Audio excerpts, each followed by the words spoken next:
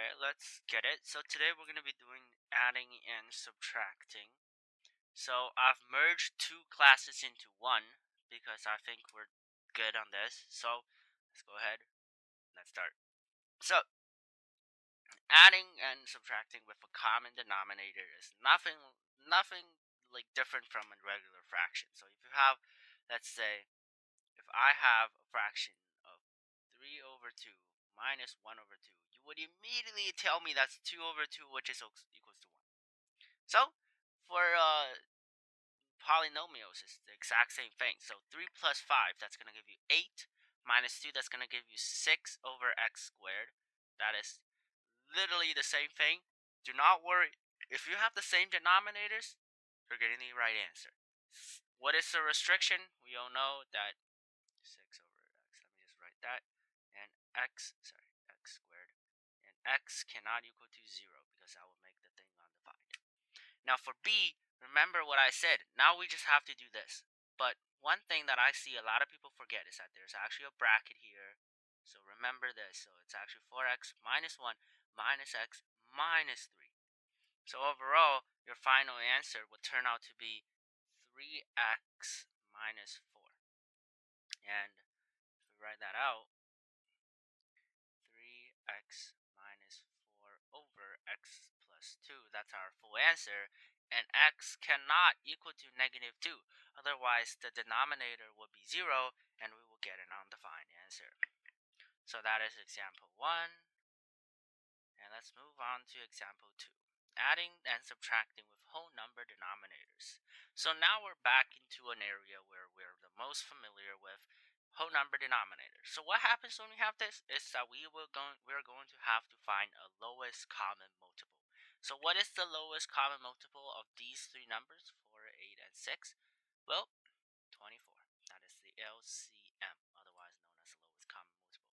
So after we find that, it's easy to do now because we just have to multiply it. So to get to 24, we'll have to multiply by 6. So let's go ahead and do that.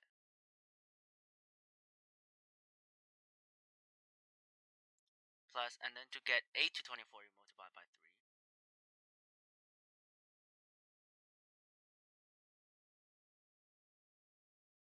And to get 6 to 24, you multiply by 4.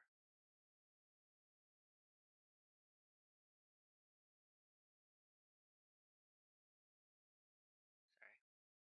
And so after you simplify this, you're going to get 18x plus 12 plus 3x minus 12.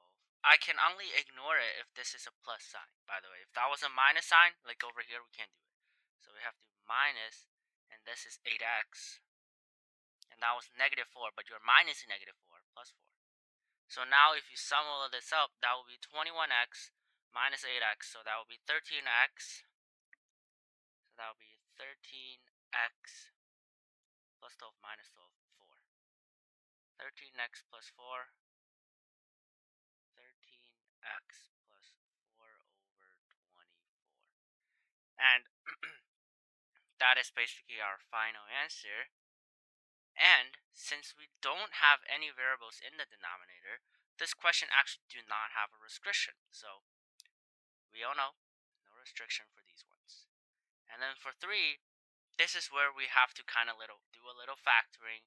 You know, we gotta be a little bit smarter, and then we gotta do it very carefully. So let's go ahead and start. So 5. Wow, what's going on? Okay, 5, and then x minus 3. To turn the second denominator into the same thing, we'll have to factor a negative out of it. So plus, so we'll do a negative 2 over x minus 3. Now, as I mentioned in the past videos, I moved the negative in the front because Kumon forced me to do it. So I have to force it on my students now. Minus 2 x minus 3. And now this is a simple question where we're just doing, subtraction. I'm sure everyone should be able to do it. So that this entire thing, these only 3 examples, this is actually the entire class. So we're gonna go ahead and do this practice real quick because that was actually the entire class. So However, as you can see, I do have something ready for you at the bottom. This is only around, what, 6 minutes, 5 minutes? So let's do the examples first. Let's do 1a. So 2 plus 4 minus 5. So that's going to be 1 over y. That is for 1. And for 2a, okay, these are the easy ones. Let's just get straight to the end. 5. Let's do 5g. I'm going to do that. Sure, why not? So we have to find the lowest common multiple. In this case, that's 30. So we're going to directly multiply 6 to 5x minus 1. This is going to be over 30 plus 30 over 30 because of the 1. And then we have to add, multiply 5 to this. So 5, oh, sorry, that was minus. Sorry. Minus 5 4x minus 3 over 30. So now let's simplify first. So we'll have 30x minus 1 plus 30. Then we have minus 20x minus 20x. And then we have plus 15 because the negatives cancel out. So we'll have 10x. 10x. Wait, sorry, why is this 1? Correct myself, I make mistakes. So 10x, and then we'll have negative 6 plus 30. That's going to give us 24. And then plus 15, that will give us 39. Yeah. So we'll have 10x plus 39. And this is all over 30. And we're done. If you think we're done, sure. No factoring. Yep. Okay. Yeah. That is it. So that is pretty much for the first part. Now I'm gonna delete this because that's taking too much space. So let's go ahead and do the part 2. This is where we get a little complicated, and some of us might be slow to catch on, but that's okay. So we have monomials in our denominators now. So at the end of the day, when you have to add and subtract anything, you have to have the same denominator. So how do we make this have the same denominator? Well, so we can look at our highest degree. That is a cubed. Just move that back. So that is a cubed. So we want to get basically the left two terms to a cubed. So we'll have to multiply the top and the bottom by the same thing, obviously. A squared. And then bottom will be 5a squared and minus 3a over 2a, well, cubed. Sorry. That was supposed to be cubed plus 1a cubed. However, we still need a lowest common multiple for these. So what is the lowest common multiple? That is 2. So we will go ahead and do that. So that's going to give us 8a squared over 10a cubed minus, multiplied by 5, we're going to get 15a over 10a cubed. And finally, we have to multiply this by 10, which is plus 10 over 10a cubed. And now we have the lowest common denominator, and we have everything having the same denominator. We can just add it, which is going to give us 8a squared minus 15a plus 10 over 10a cubed. And that is our simplified form. I'm pretty sure you can factor that, but that's okay. I'm not going to factor it. That's your job. So we're going to also look at the restrictions. So this question has basically no restrictions except for the fact that a cannot be equal to 0, since that is our only variable in the denominator at all time. So a cannot equal to 0. And then let's move on to 2. Simplify this. So now this gets a little bit complicated because we kind of have to get it to become a same kind of, denominator. So if you can't see it, we can factor m minus 2 minus 3 of 3m minus 2 plus 1 over 1. All right, that. So we have to multiply this. See, this is 3 and 2, so the lowest common multiple is actually 6. So we have to multiply this by 3. This becomes 6. I multiplied this by 2, so this becomes 6 and then 6. Okay, and then this part, you'll have, this is just gonna simply be 6m minus 2 over 6m minus 2. So on the top, and we can actually expand that, it's gonna give us 6m minus 12 over 6m minus 2. And finally, when this all checks out, we're gonna get 3 plus 6m, that's gonna be, this was a 6, wasn't it? Yeah. So 3m plus 6m, that's gonna give us 9m, and then negative 6 minus 12, that's gonna be negative 18. And this is all gonna be over what? Over over 2, 6m over 2, which is 6m minus 2. Yep. So that is pretty much it. And let's see if we can do some simplifications, because I believe we could.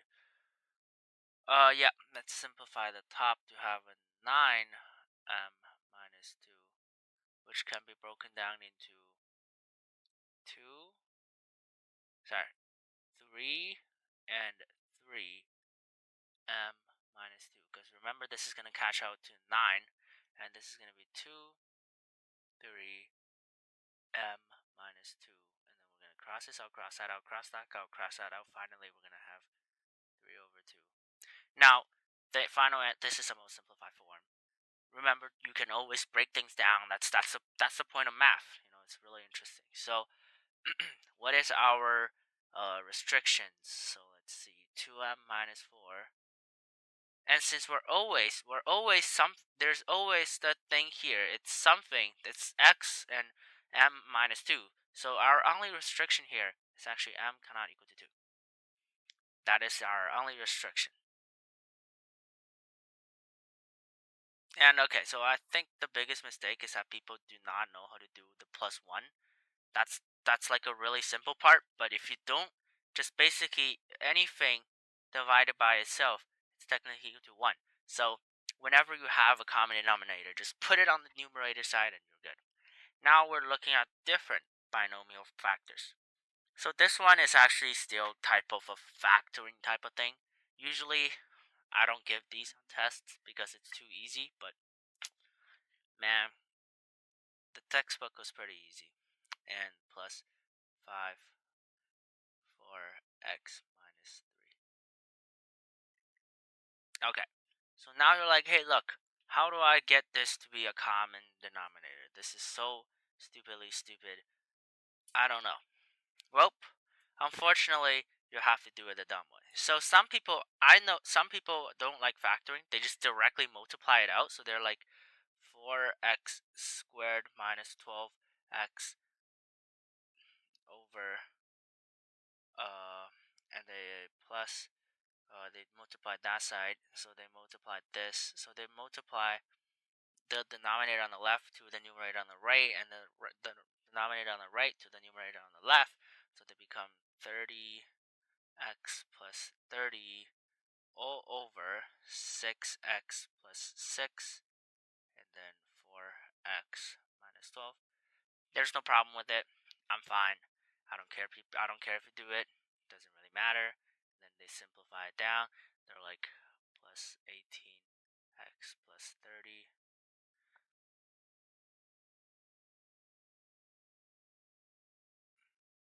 This is what people do. I mean, sure, that works, and I've seen people do it, but sometimes it might be easy for you to miss one on the bottom. So in our case, we can actually simplify the bottom even further. So that's gonna give us, okay, we simplified a 6 out of the x plus 1, and we simplified a 4 out of the 4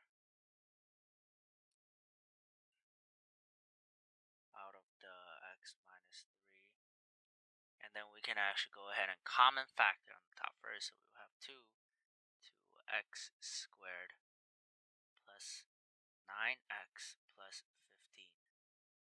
And now we can just swipe that, and this will become a 2.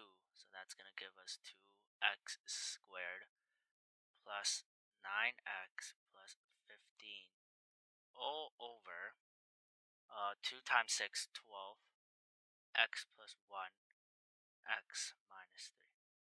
And that is our final answer. And then let's go ahead and do example 4. Oh, I did not clear the board clearly. Okay, so example 4 here, we actually have a trinomial. So whenever we have something like this, we'll always have to factor it. So, oh, wait a minute. Is this not factorable? Is this not factorable?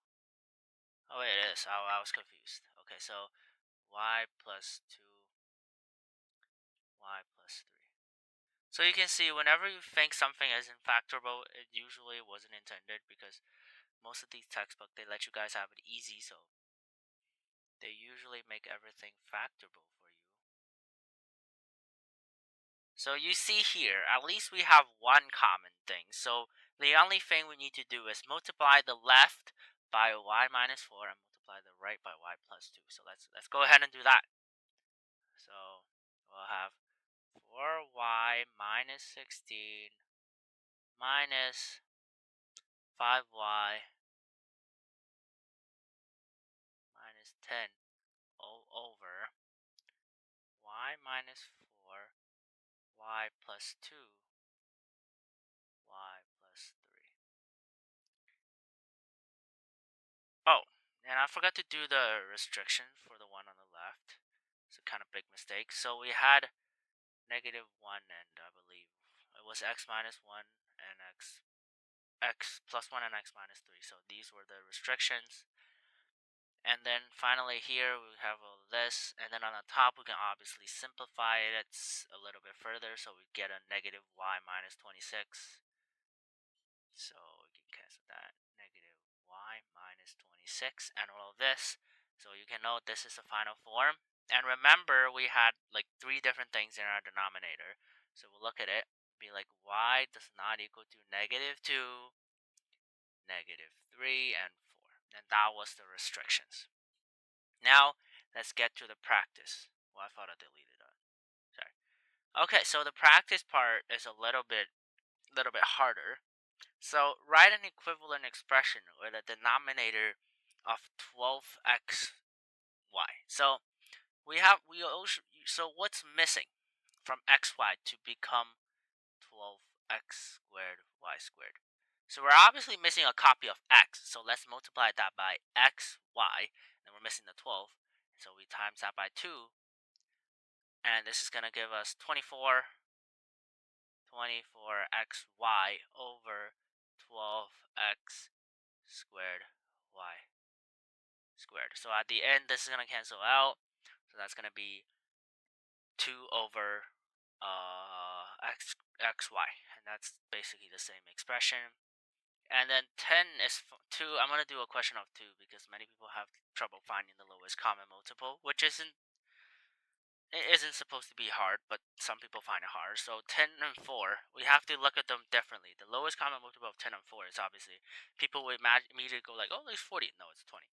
So we multiply that by 2, so 20.